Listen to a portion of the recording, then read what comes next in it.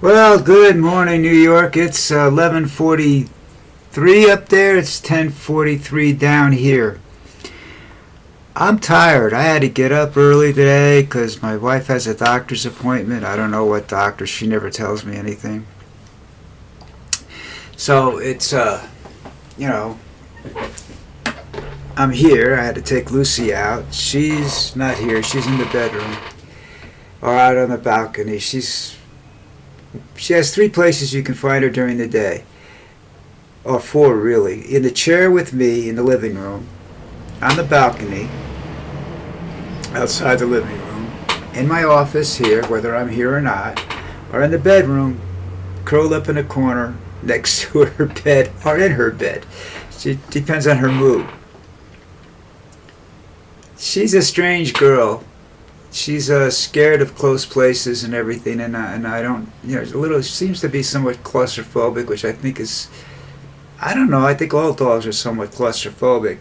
But anyhow, I digress from this stuff. But anyhow, I like to talk about Lucy a lot because she's kind of special to me. Before her, I had this Labradoodle, Antonia. I had Antonia for 4 years. She was approximately 12 years old when she passed away. We're not sure exactly because you don't know when you adopt a dog exactly how old they are. Anyhow, she got into something and she went from a perfectly healthy playing with the family to 2 days later being dead. And I always wonder if there was something I could have done, but I doubt it. All right. So I'm careful with Lucy. Lucy's very disobedient. She's very independent. She's what they call an A personality, and she spaces out every once in a while. So I don't know what's that all about, but I don't really care because sometimes it just drives me insane, and it's funny. But she's a German pinscher. Okay. You don't hear much about them. They're supposedly came before the Doberman and the miniature pinschers. They're the predecessor of all of them. I guess, I don't know. You don't read a lot about this dog. She sort of fits the personality. But the deal with Lucy is that she spent 2 years in a shelter.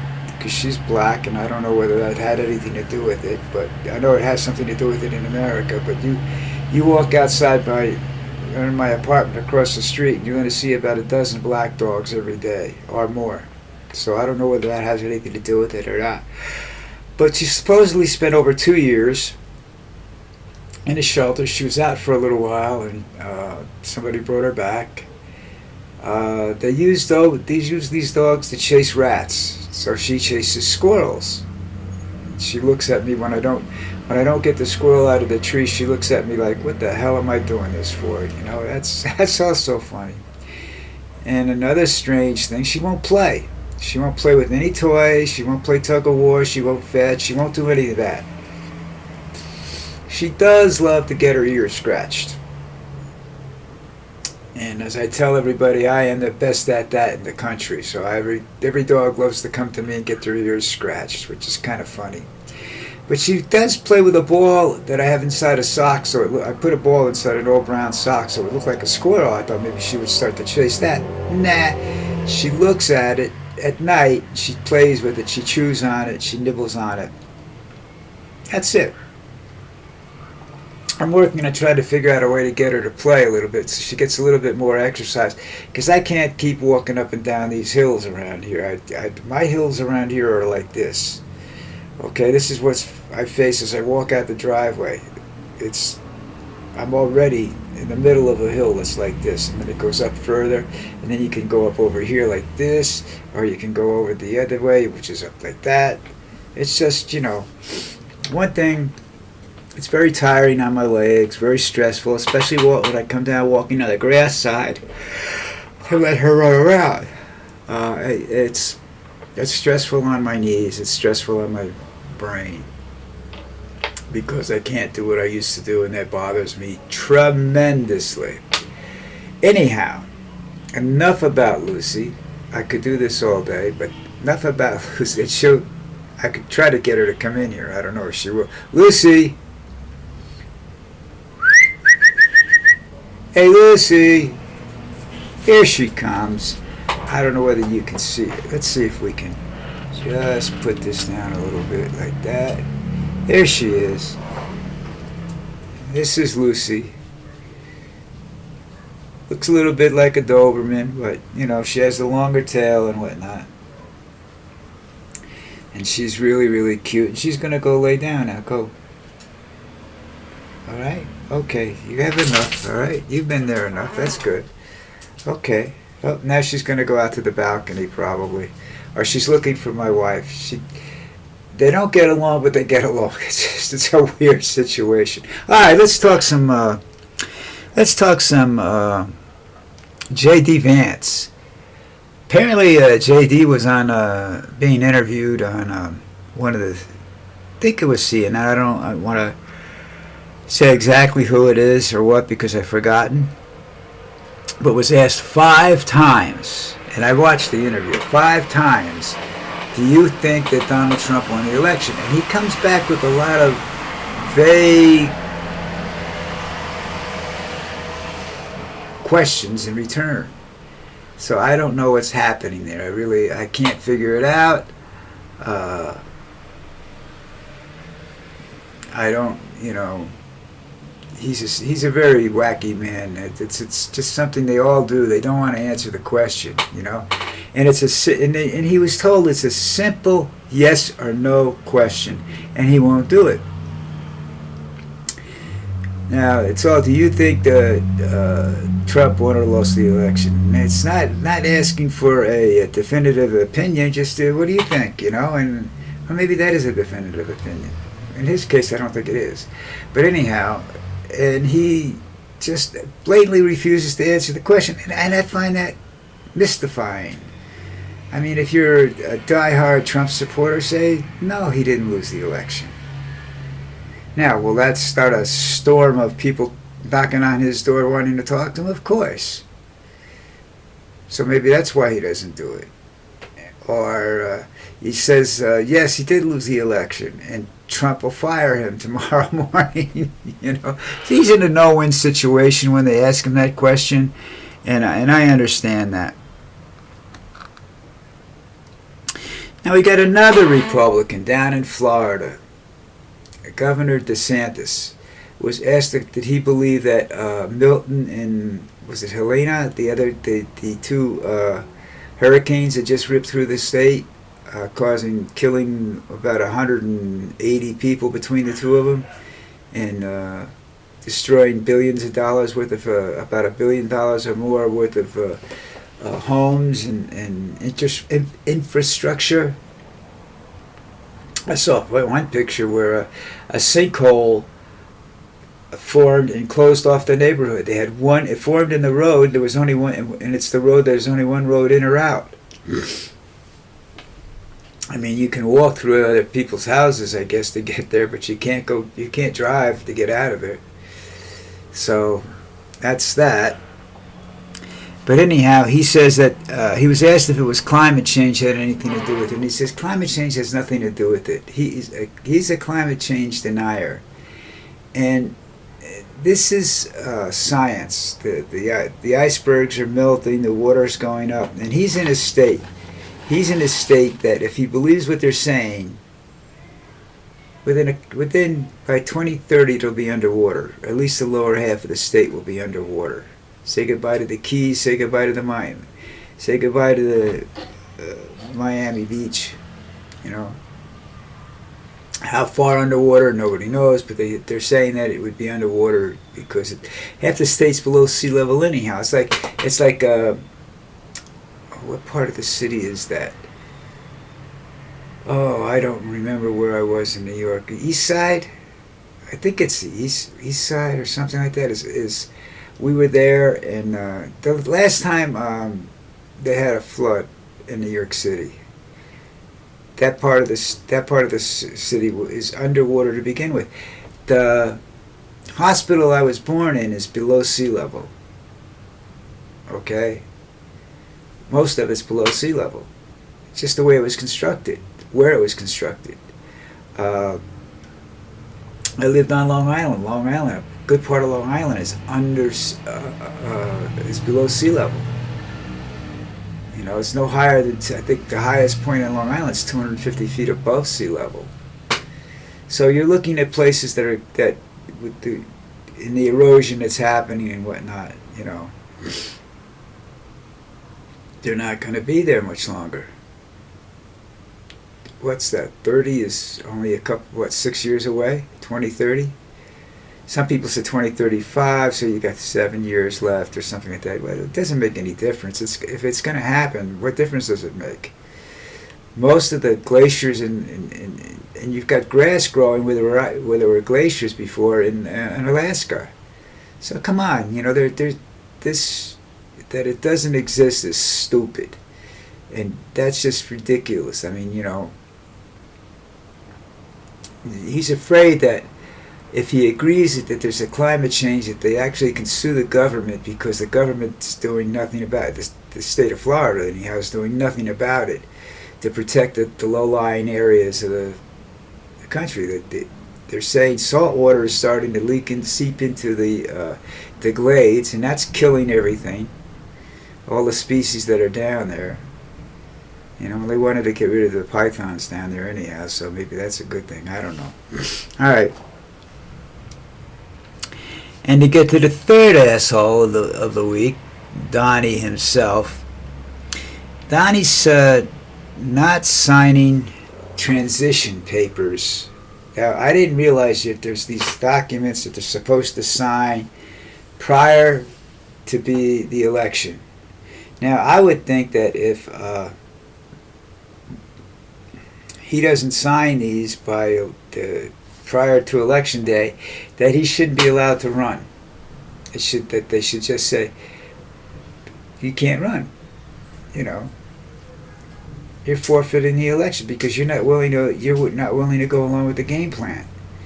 You know, take him out, stop the voting, and have him removed from the ballot, and then that way you get Kamala wins, and he's going to scream and yell that he was cheated again. This is a man that can't tell the truth. Okay, he's afraid of the truth. What's that line? Is it that Jack Nicholson uses in that movie with Tom Cruise? That you want the truth, you can't handle the truth. Trump doesn't know what the truth is. You know. Trump should stand up there and say, you want the truth? I don't know what the truth is. This is my opinion. You know, this is me. I'm the truth. Yeah, right. Okay. A lot of stuff can happen between now and the next month or so.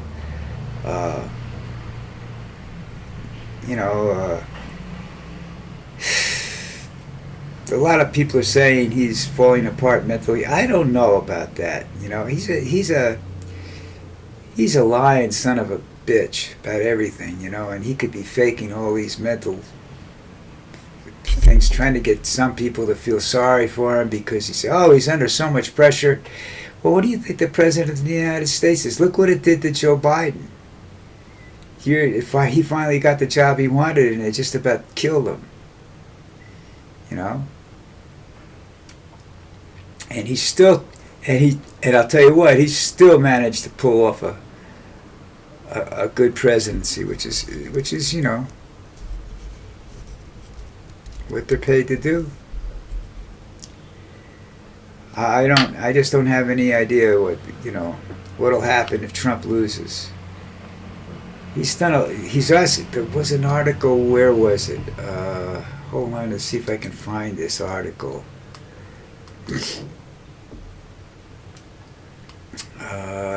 Let's see if it's under this. Just a second here.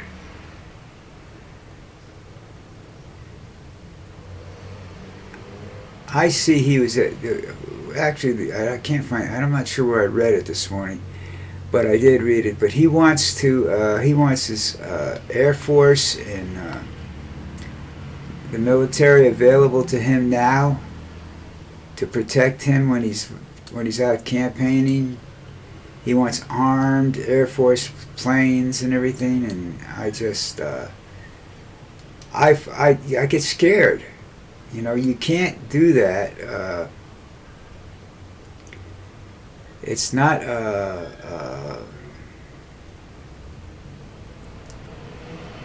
it's not possible for him to have command of the military prior to him being elected president, because then he wants to use that military to fire rockets to discourage people from